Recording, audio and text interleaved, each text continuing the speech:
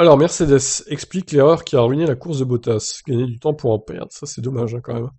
James Allison, directeur technique, est ainsi revenu en détail sur cette erreur humaine dans une vidéo postée par l'équipe. Oula, c'est un peu long. Lorsque la voiture est entrée en emplacement pour les aérostands, Valtteri est arrivé très proprement, à positionner la voiture proprement et idéalement, ce qui est toujours une aide pour l'équipe au stand.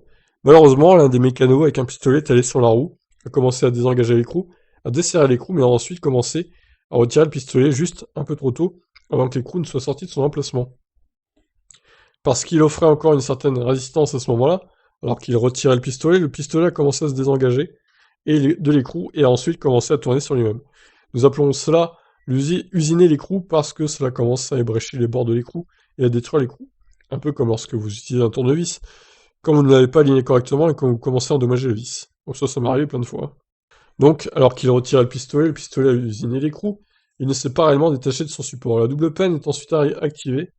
Le pistolet a ensuite tourné pour, pour monter la roue qui était censée être présente, alors que l'ancien pneu n'avait pas été retiré. Comme souvent, ce processus conçu pour faire gagner quelques millièmes de seconde à l'équipe a en réalité coûté plus d'une dizaine de secondes. James Allison évoque ainsi ce dilemme inhérent à toute l'équipe de F1 moderne.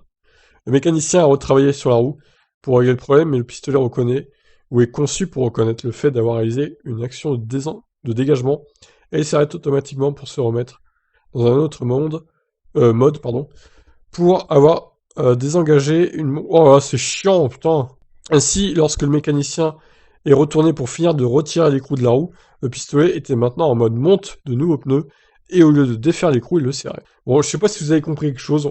Au pire, on s'en fout, voilà. Bottas a perdu 10 secondes, c'est tout ce qu'il faut reconnaître, et c'est pas une erreur que devrait faire une équipe comme Mercedes. Je pense que c'est pas une erreur acceptable d'une équipe comme Mercedes. C'est des erreurs qui peuvent coûter cher en course, comme la... Bon, après, pour Bottas, encore une fois, je sais pas si ça aura changé quelque chose fondamentalement, mais toujours est-il qu'il a quand même perdu quasiment 10 secondes à cause de son arrêt au stand foiré, donc imaginez si c'était arrivé à Hamilton, il n'aurait pas gagné du coup. Voilà pour cette explication un peu pénible, hein.